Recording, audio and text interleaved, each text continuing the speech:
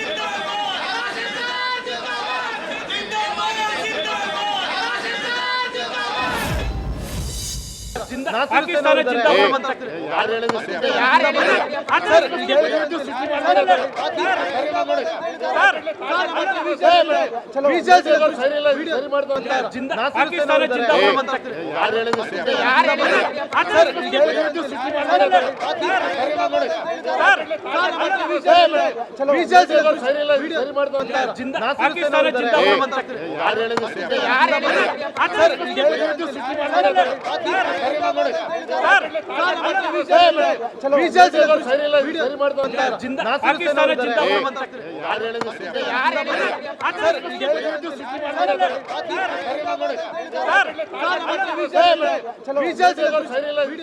ದೃಶ್ಯ ಗಮನಿಸಿದ್ರಿ ನೀವು? ಸೈಯದ್ ನಾಸಿರ್ ಹುಸೇನ್ ಮಾತನಾಡ್ತಾ ಇರೋದು, ರೇಗ್ತಾ ಇದ್ದಾರೆ ಅವರು. ಅರೆ ಕ್ಲಿಯರ್ ಆಗಿ ಕಾಣಿಸುತ್ತೆ ಪಾಕಿಸ್ತಾನ್ ಜಿಂದಾಬಾದ್ ಅಂತ ಹೇಳಿರೋದು. ನೀವು ರೇಗ್ತಾ ಇದ್ದೀರಿ. ನೀವು ಮೊದಲು ನಿಮ್ಮ ಕಾರ್ಯಕರ್ತರಿಗೆ ಬುದ್ಧಿ ಹೇಳಿ. ಮಾಧ್ಯಮಗಳಿಗೆ ರೇಗೋ ಕೆಲಸ ಮಾಡಬೇಡಿ. ನಿಮ್ಮ ಯೋಗ್ಯತೆಗಿಷ್ಟು ಮಾಧ್ಯಮದ ಮೈಕ್ಗಳನ್ನ ನೂಕಿ ನಿಮ್ಮ ಆಕ್ರೋಶದ ಪ್ರದರ್ಶನ ಮಾಡಬೇಕಾದಂತ ಅಗತ್ಯ ಇಲ್ಲ. ನಿಮ್ಮ ಕಾರ್ಯಕರ್ತರಿದ್ದಾರಲ್ಲ, ದರಿದ್ರ ಕಾರ್ಯಕರ್ತರ ಆ ಕ್ರಿಮಿಗಳು, ನೀವು ಸಾಕೊಂಡಿದ್ದೀರಲ್ಲ ಆ ಕ್ರಿಮಿಗಳನ್ನ, ಅವುಗಳನ್ನ ಫಸ್ಟ್ ಮಟ್ಟ ಹಾಕಿ.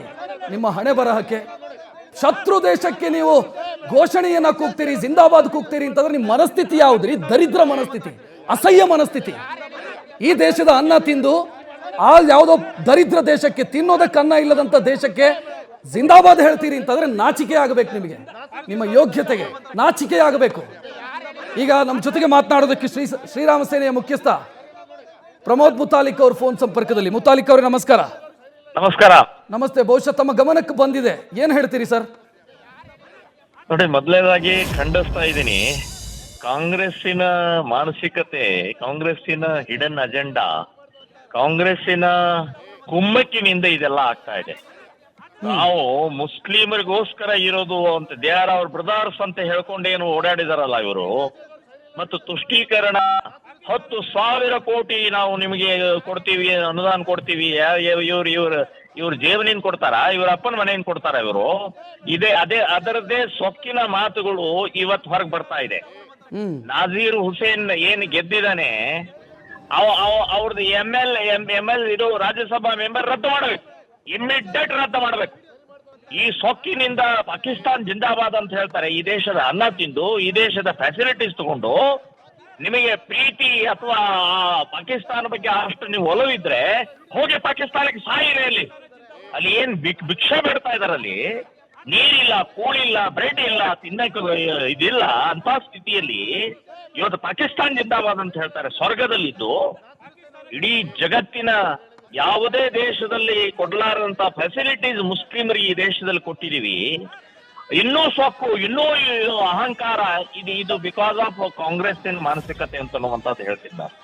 ಅಲ್ಲ, ಜಿಂದಾಬಾದ್ ಕೂಗೋ ಮುಖಾಂತರ ಮತ್ತೊಂದು ಪಾಕಿಸ್ತಾನದ ಸಂಚ ಇದು ಪ್ರಮೋದ್ ಮುತಾಲಿಕ್ ಅವರೇ. ಇನ್ನೊಂದು ಪಾಕಿಸ್ತಾನ ಅಂತನ್ನೋಕ್ಕಿಂತ ಈ ದೇಶವನ್ನೇ ಪಾಕಿಸ್ತಾನ ಮಾಡಕ್ ಹೊರಟಿದ್ದಾರೆ ಅವರು. ಅದು ಸಾಧ್ಯ ಇಲ್ಲ. ನರೇಂದ್ರ ಮೋದಿ ಅವರು ಎಲ್ಲಿವರೆಗೆ ಈ ದೇಶದ ಚುಕ್ಕಾನ ಹಿಡಿದಿದ್ದಾರೋ, ಈ ಪಾಕಿಸ್ತಾನದ ಕುನ್ನಿಗಳು ಬಾಲ ಕೂಡ ಅಲ್ಲಾಡ್ಸಕ್ಕಾಗಲ್ಲ ಅಂತ ನಾವು ನೆನಪಿಟ್ಕೊಳ್ಬೇಕು. ಸುಮ್ಮನೆ ಬೊಗಳ್ತಾ ಇರ್ತಾವ ಅಷ್ಟೇ, ಇವೇನ ಏನೇನು ಮಾಡಕ್ಕಾಗಲ್ಲ. ಇದು ಕಾಂಗ್ರೆಸ್ ಮಾಡಿದಂತ ಬಹಳ ಕೆಟ್ಟ ಬುದ್ಧಿ, ತನ್ನ ಅಧಿಕಾರವನ್ನ ನೋಡ್ತಾ ಇದೆ. ದೇಶ, ಧರ್ಮ, ಹಿಂದೂಗಳು ಬದುಕಬೇಕು ಅಂತನ್ನುವಂತ ಸಂವಿಧಾನ ಏನೂ ಇಲ್ಲ ಇವ್ರಿಗೆ, ಕಾಂಗ್ರೆಸ್ನವರಿಗೆ. ಪ್ರಮೋದ್ ಮುತಾಲಿಕ್ ಅವರೇ, ಥ್ಯಾಂಕ್ ಯು. ನ್ಯೂಸ್ ಫಸ್ಟ್, ನಿರ್ಭೀತಿಯಿಂದ ನಿಮ್ಮ ಪರವಾಗಿ.